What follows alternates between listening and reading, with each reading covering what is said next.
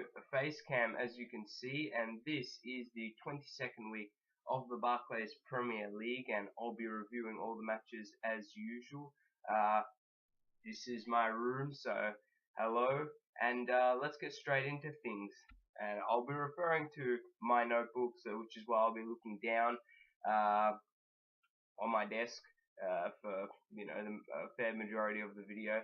But I'll make sure that I look at that little thing, which is the camera up there. So after the Stadium of Light, it was Sunderland that took on Southampton, and the final score there was in actual fact a very entertaining draw. It was Sunderland 2, Southampton 2. The goal scorers there were Barini and Adam Johnson for Sunderland, and for Southampton it was Jay Rodriguez and Dejan Lovren. Now, the game started off very positive for Southampton. They got off to a pleasant start through Jay Rodriguez, who scored the opening goal in the 13th minute. However, they did allow Sunderland to hit them on the counter-attack a couple of times. But for more or less the first half, Sunderland were pushed very deep into their own half, couldn't get out, and the pressure and the pressing of Southampton was absolutely immense in that first half. However, with about 5 to 10 minutes to go in the first half, and for the majority of the second half, in fact, Sunderland did make a very even contest. The fans got up around them, and you could tell that they really wanted a result, whether it be a draw or a win. They ended up getting the equaliser through Adam Johnson, and then from that point on, they really did try and press for the winner. However, it wasn't to be, and the final score was there a draw. At the Emirates, it was Arsenal that remained at the top of the table through a Santi Cazorla brace as they beat Fulham 2-0 in what was to be a London derby there. In the first half, there wasn't many chances for either team, really. It was more or less a dominant possession in the midfield. Either team was trying to create. Arsenal did have, out of the limited chances, a couple of really good ones through Mesut Ozil. However, Fulham, due to this result, they still never have won at the Emirates Stadium. And in the second half, it was just a contrast of halves, really. Arsenal came out, played at a higher tempo, a higher gear, played with more impetus and more urgency as well. And the quality that Santi Cazorla showed to get both goals is absolutely immense. He's on either foot, absolutely tremendous, can shoot with either foot, can get past the player. And this result means that Arsenal stay on top of the table for another week in the Premier League. We'll just stay in London, but at Selhurst Park, it was Crystal Palace that managed to pick up the 3 points against Stoke City, and it was Tony Pulis who faced his former club. And for him, it was a good result, as Jason Puncheon, the goal scorer for Palace, allowed them to pick up the 3 points. In the first half, there wasn't very many opportunities for either side. But in the second half, Palace did play with more intensity, and they got the goal through Puncheon, as I said. And after that, they really just sat deep, really absorbed the pressure that Stoke City eventually applied to them. But it wasn't to be for Stoke, and Crystal Palace held on for a very vital 3 points that could mean the world to them come the end of the year.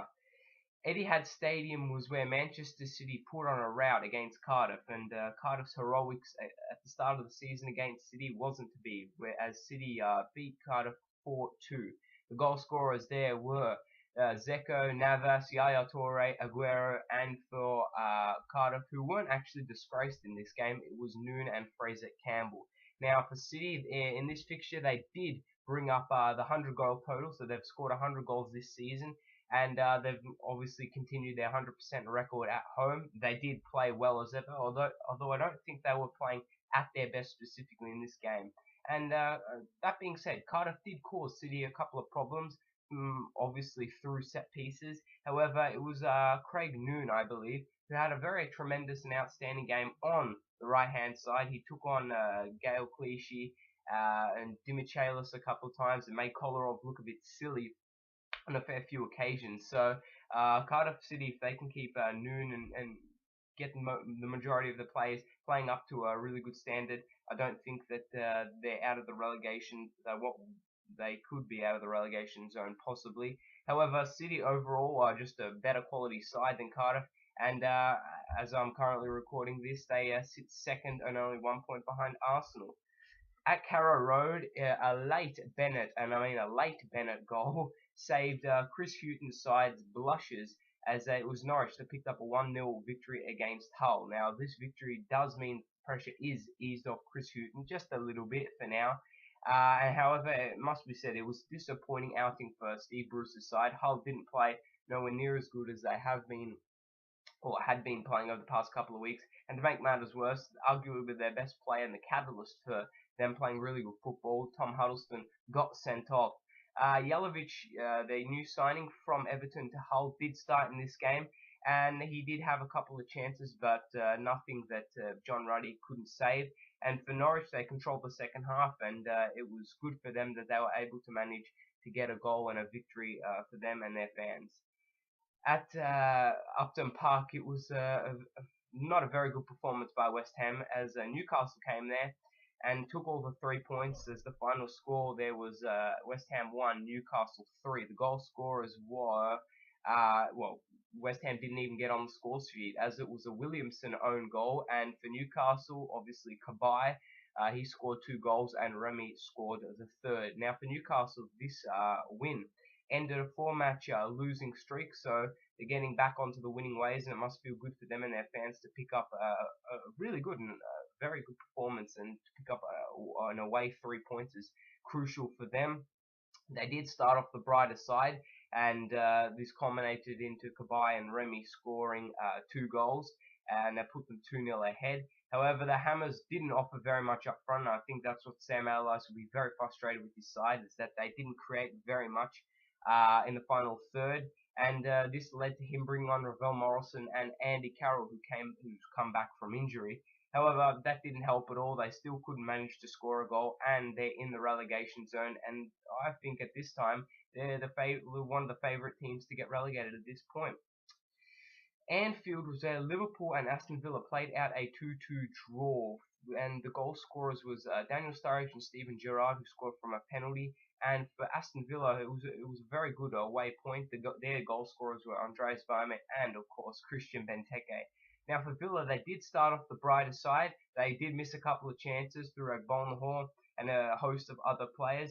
However, that being said, they did manage to take a 2-0 lead. And Brendan Rodgers must have been furious because you could see in the second half and late on in the first half, his players really played with a lot of intensity, ensuring that they closed down the space to limit Aston Villa possessing the ball, pressed them very high, and ensure that they controlled and dominated the majority of the possession, which allowed them to equalise through Steven Gerrard from the penalty spot. And there the game was 2-2. Suarez did come so close. If you've seen the free kick, he was like, I don't know, that much away from scoring, converting from a free kick. However, it was a draw. And for Liverpool, they currently sit 8 points behind the leaders, so they're going to have to play a bit of catching up if they want to ensure that their place in the top 4 is secured. In Wales, it was Swansea versus really informed Tottenham, and it was nothing Swansea could do because Tottenham ran riot there, and Spurs end up winning 3-1. Swansea scored through Wilfred Broney, but it was nothing compared to Adebayor, who scored a brace, and indeed it was Chico Flores who scored an own goal for Tottenham. And for Spurs, it's their 5th consecutive away win, so Tim Sherwood done a lot of impressive things. Has been getting their away form really good, making sure that they play really solid, compact, and are able to hit teams on the counter-attack, which is exactly what they did in this game. As Swansea, at home, they obviously are going to control proceedings. They dominated the possession.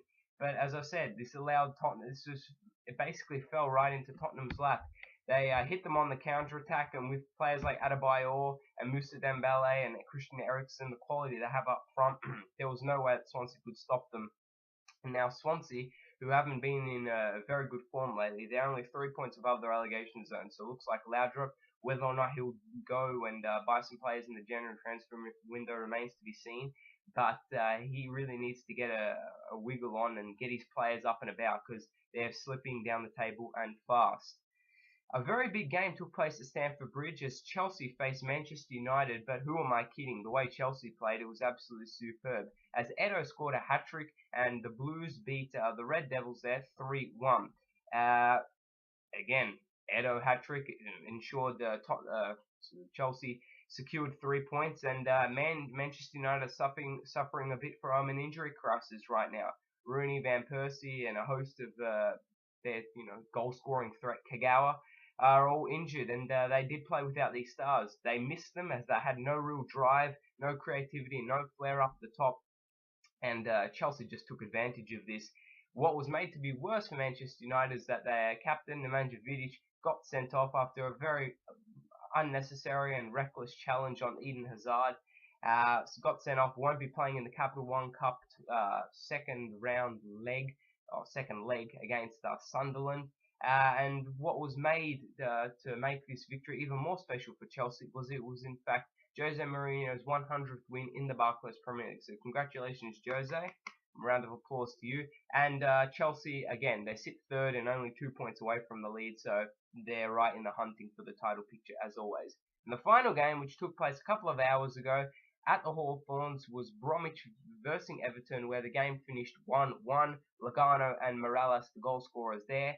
Again, as you may know, Everton would have controlled the match, and they did. They limited Bromwich to possession and very limited chances, and in the first half it was mostly all Everton, and that allowed Kevin Morales to score a goal. However, after they took the lead and really their dominance didn't continue as much as Roberto Martinez probably would have hoped for, and Bromwich really did grow into the game, and Logano scored in the 73rd minute, and from that point on, for the last 20 minutes, really, it was a very even contest. I think both sides were just content. Definitely Bromwich were content to hold it as a draw. That being said, Bromwich did fight to get back into the game, and they currently, right now, sit 4 points clear of the relegation zone. So that is my wrap-up of the 22nd week. Those are the results, and that's what went down in the 10 fixtures. I hope you like the FaceCam. I put a lot of effort and energy into getting this nice and professional for you guys. So I'll see you in a week's time. Again, I'm only making one video a week. I'm just reviewing fixtures now because of the FaceCam takes a lot of time and effort into doing this. So I hope you guys like it, and I'll see you guys soon. Peace and bye.